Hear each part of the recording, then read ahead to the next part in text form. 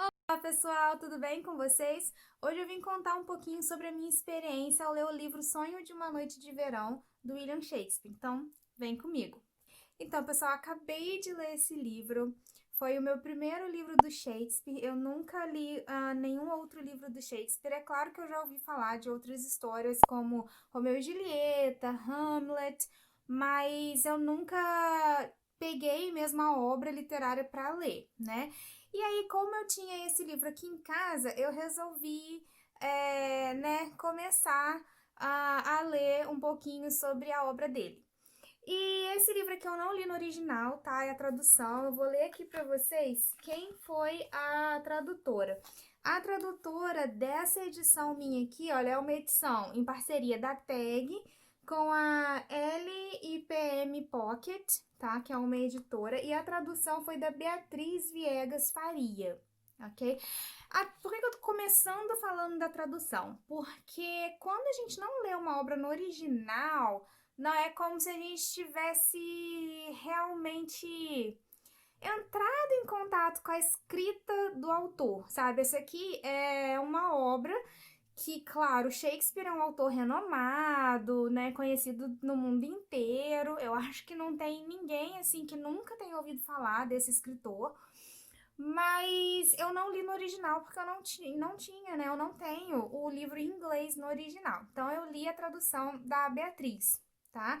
Então, para vocês terem uma noção, principalmente quando a gente fala de obras muito antigas, como as obras de Shakespeare, ah, as traduções elas têm um pouco de variação, tá? Algumas traduções elas têm, por exemplo, elas vão manter a linguagem bem rebuscada, outras traduções vão dar uma facilitada no texto.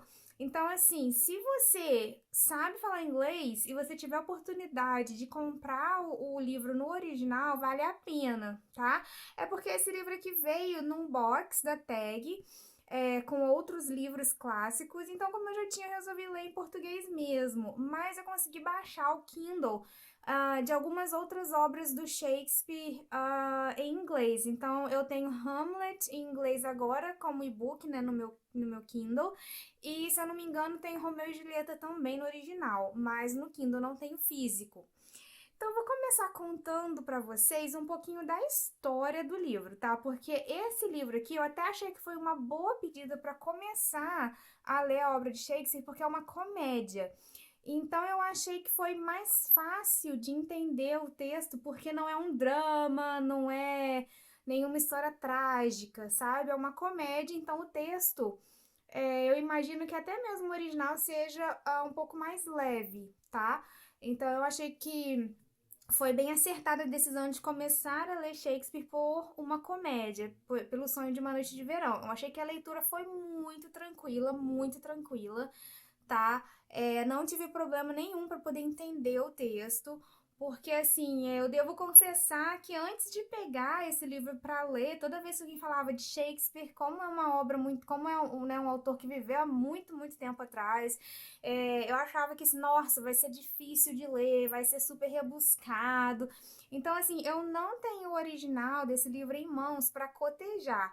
O que é cotejar? É comparar o original em inglês com a tradução. Então, eu não sei te dizer se essa tradução aqui da Beatriz, se ela é uma dessas traduções que deu uma facilitada, né, na questão da linguagem do Shakespeare, se ela deu uma suavizada né, no rebuscamento das palavras, ou se realmente foi tranquilo assim também para quem leu em inglês. Então, se você já leu essa obra aqui no original, comenta aqui nos comentários como que foi, tá? Para eu ter uma noção. Mas eu não cotejei e eu achei super tranquilo de ler esse livro, tá? Eu achei assim que não ficou dúvidas, não teve tanto rebuscamento, assim.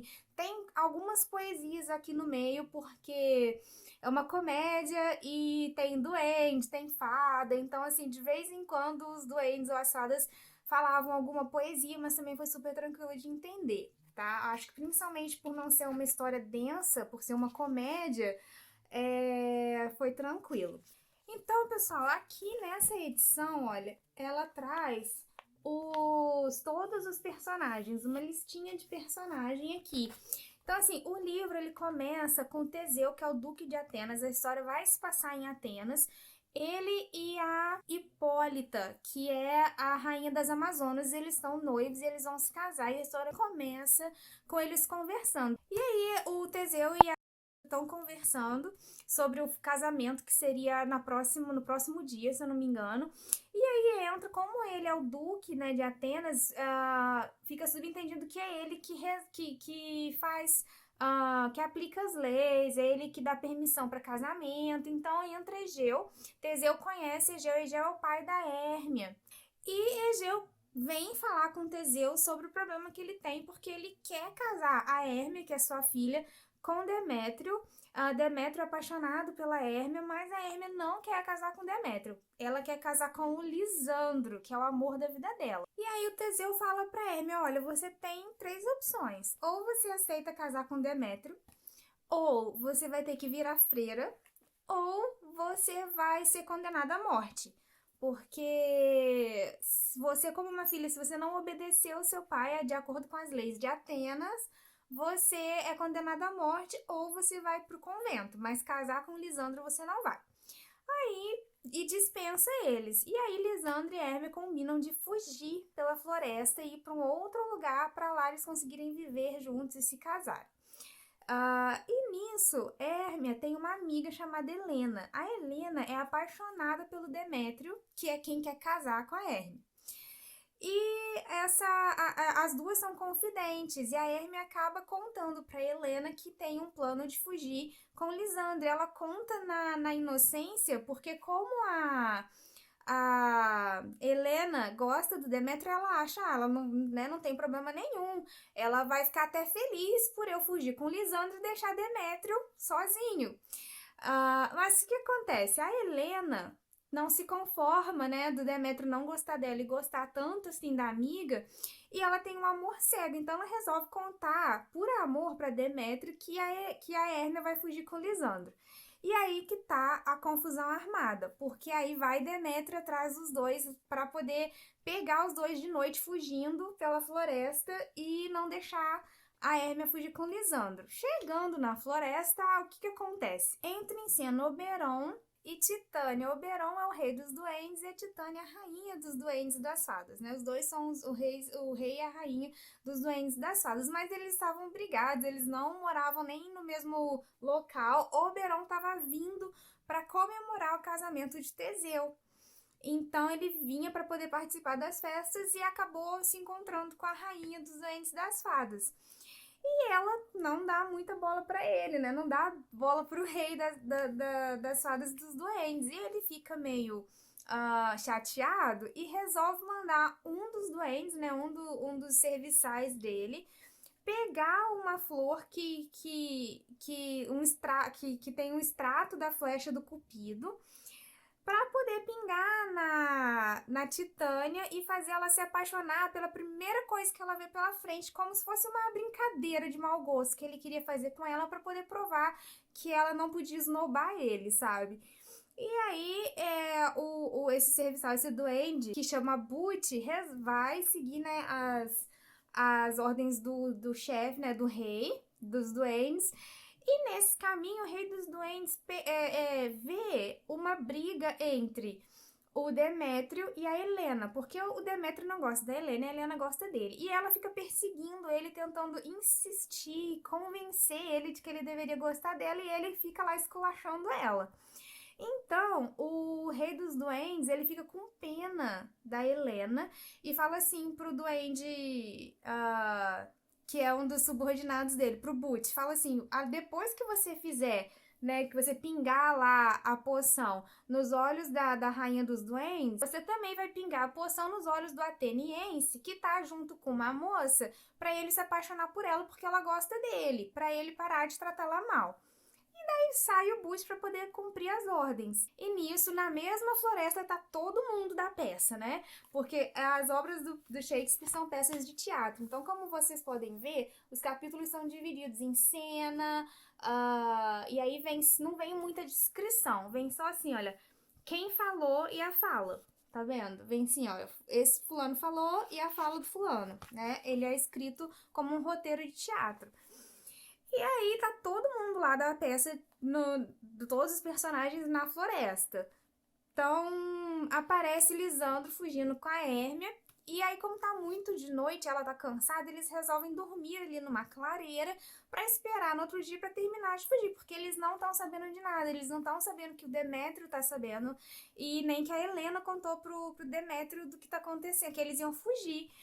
E aí nisso, o Boot, que é o duende que ia colocar a poção lá nos olhos do Demétrio pra ele se apaixonar pela Helena, ele não sabia de quem que o rei dos duendes estava falando. Então ele vê um homem, né, com roupa de ateniense, ele vai lá e põe a poção nos olhos, só que do Lisandro.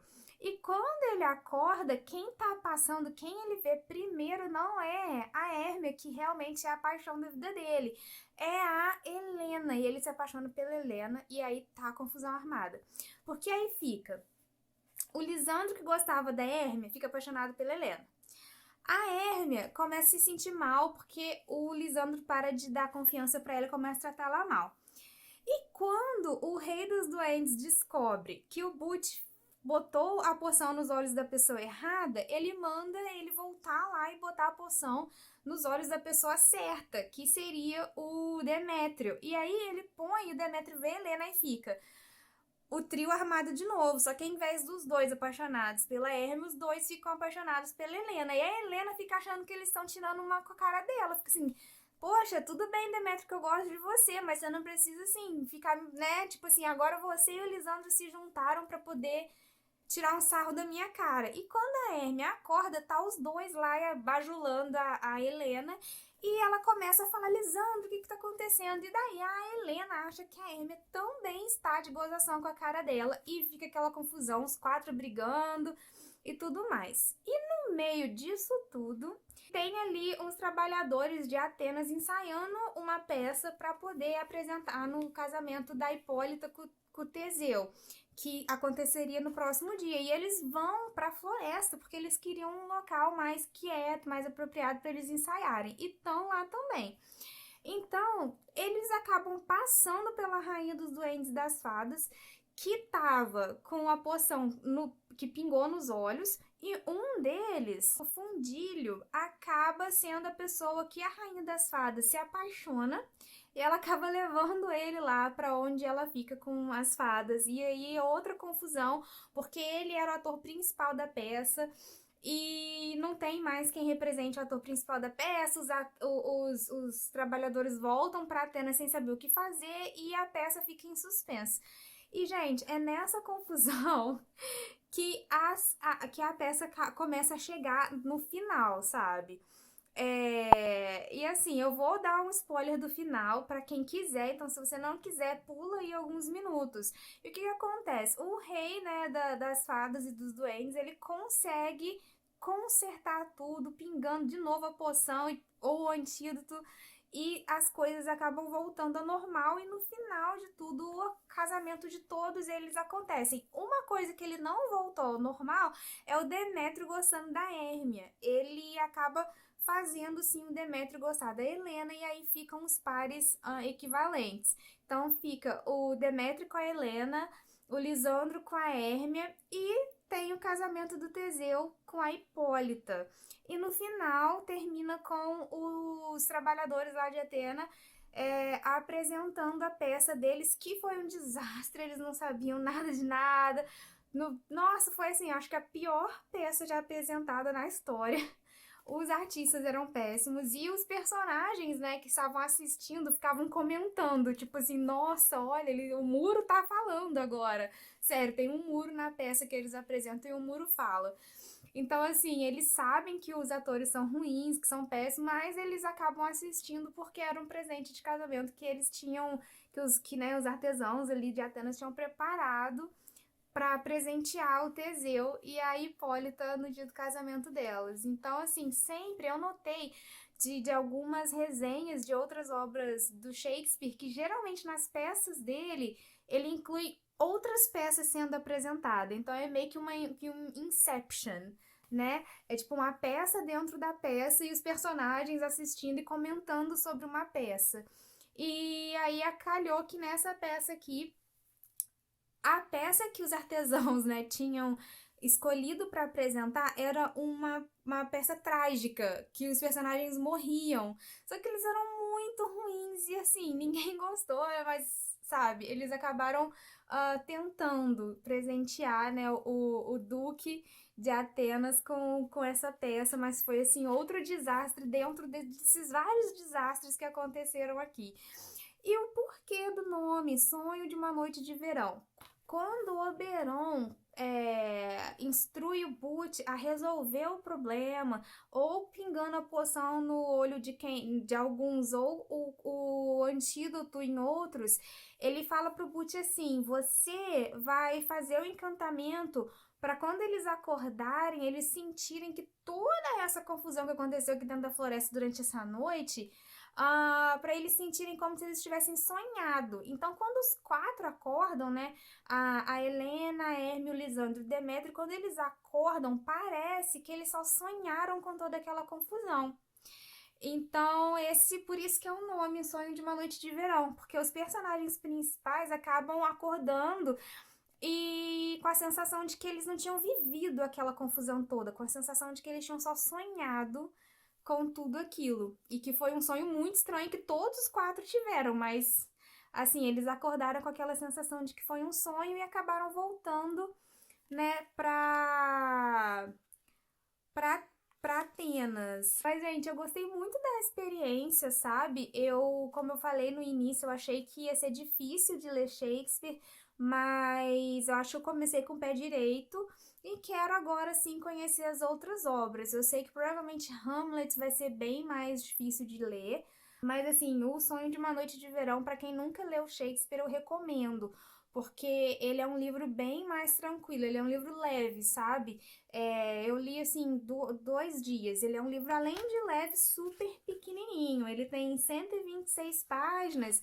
Só que assim, esse livro aqui é uma edição pocket. Então, assim, num livro normal ele tem cerca de 100 páginas, sabe? Então, para você que ainda não leu Shakespeare, eu indico muito começar por esse livro aqui. Então foi isso aí, foi essa a minha experiência ao ler Sonho de uma Noite de Verão. Eu gostei muito.